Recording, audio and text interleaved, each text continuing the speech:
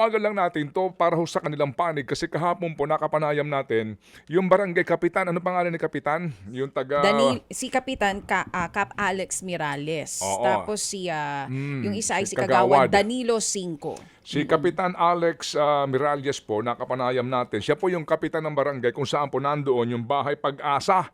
Diyan po sa Tanawan, Leyte, Barangay Santo Niño, Tanawan, Leyte. May binabanggit po siya na yun daw pong mga children in conflict with the law na mga supposed to be po kinakanlong sa bahay Pag-asa, labas-masok.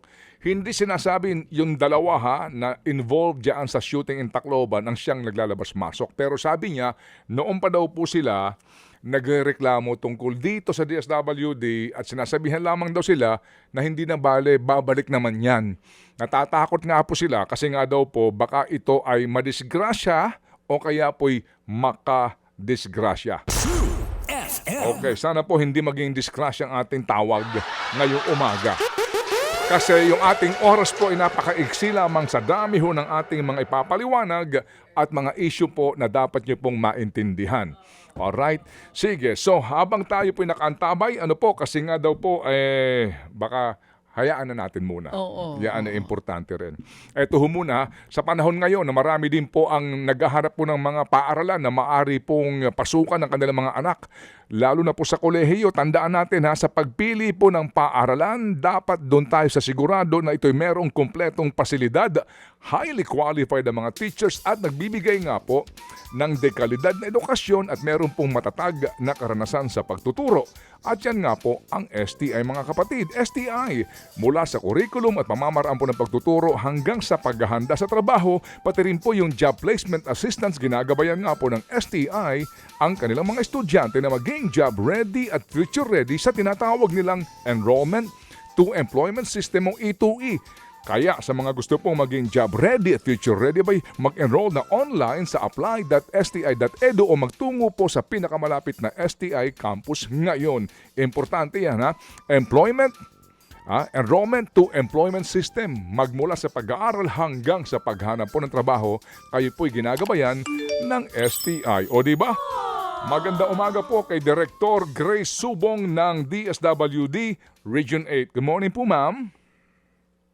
Yes, good morning po, Sir Ted. At magandang umaga din sa lahat mong nanonood natin ngayon at nakikinig. Ay, salamat po. Kasama ko po si Chacha. Go, Cha, Yes please. po. Ma'am Grace, good morning po. Kahapon po kasi kausap namin, yun pong kapitan at kagawad dyan po sa Tanawan, Leyte. Meron po silang sinusumbong na nakakalabas-pasok daw po yung mga bata na nandyan sa may rehab facility ng DSWD. Gaano po ito katotoo?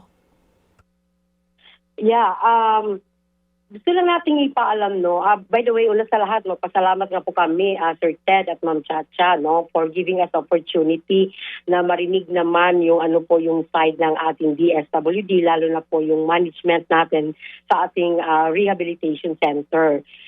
So, tama po ba, valid yung concern ng ating sabing tungkol sa seguridad ng ating barangay. Nais po lang sana namin ipaalam sa publiko na ang concern noon ng mga nakaraang taon ay natugunan na po natin. Mayroon na po tayong aksyon na ginawa. Katuwang po natin doon ang ating barangay. Sa ngayon, kung makita natin yung ating facility, meron na tayong nakikita na natin na yung ating mga fence, perimeter fence, ay mataas na po siya kasi nga nakitaan natin na ito yung mga posibleng maging dahilan. So, ina-action na po ng management or ng DSWD yan. At gusto lang din natin malinawan din na in fact, after this interview or itong programa natin ngayon, meron kaming gagawing meeting, no less than sa ating government unit sa Municipality of Tanawan with the mayor at kasama po yun doon ng barangay. Kasi alam natin na ang mga gawain ito, pag-provide ng security, hindi lang po lamang sa aming pasilidad but even the whole barangay is responsibilidad din po ng ating barangay mismo.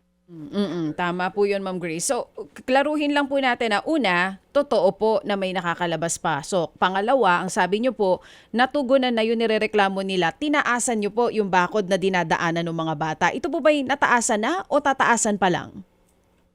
Nataasan, ito po ay gusto ko lang ma-emphasize na ito po ay past year, no? Noong mga nakaraang ano pa yon, long ago pa na mga panahon, at kaya nga sabi nga natin nataasan na po na yan. So kung makikita natin mataas na po yung ating, at meron tayong ini-ensure na may mga grills na hindi kayang maakyat ng ating mga bata. Opo. So nagawa na po yan noon pa. Sige. So, Ma'am Grace, sabi nga po ninyo, mainam po ito na may side po kayo at nagkakapalitan po, no, ng ating pong mga informasyon. Ma'am, ganito lang po. Kahapon nga sa amin pong panayam, nangako po itong kapitan at ang kanyang mga kagawad raw po magpupulong to formalize their concern. Kasi ma'am, as of sa kwento po nila kahapon, nito lang pong patron yung fiesta sa Tanawan. June 26 ba o 25, sinabi nga nila na nakakita na naman daw sila nung mga bata nga po na pumapanik po ng bakod at tumatawid. So sabi nga nila, natatakot sila na yung nga ang mga kanila pong concern, no? So, ma'am, mukha pong yung concern nila ay hindi lang po last year kung hindi po present. So, baka lang po makatulong sa inyo, ma'am, sa inyo pong pagpapabuti sa bahay Pag-asa diyan po sa Tanawan. Yes, Sir Ted, no, we will validate po yan, yung pag sinabi niyang may recent. Kasi nga, sabi ko nga, magmi-meeting kami after this interview, magmi-meeting kami para lang ma-validate po natin. Opo. Kasi kami po ay talagang, responsibilidad po namin na masigurado na safe yung mga bata na nasa atin na custody.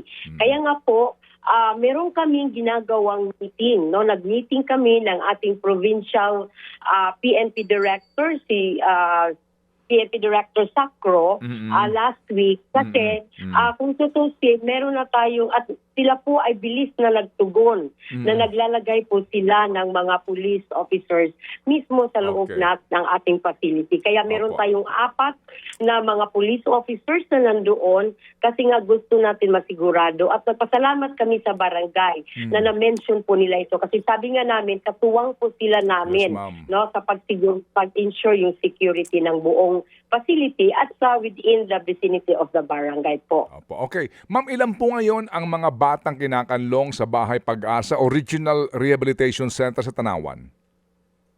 Opo, itong ating Regional Rehabilitation Center for Youth, ito po ang ating facility, no, ng DSWD. Ilan po, ma'am? Meron tayong bed capacity of 80, and as of now, meron tayong nasa 30, no, 30 plus yung ating mga bata po nandoon. So kung makikita natin, below pa tayo ng bed capacity natin, no, very much below pa tayo. Okay, so yung pong dalawa, ma'am, na sangkot sa Tacloban, nandun po ngayon itong dalawang bata, no? Yes, nandoon po yung ating mga bata ngayon, and they are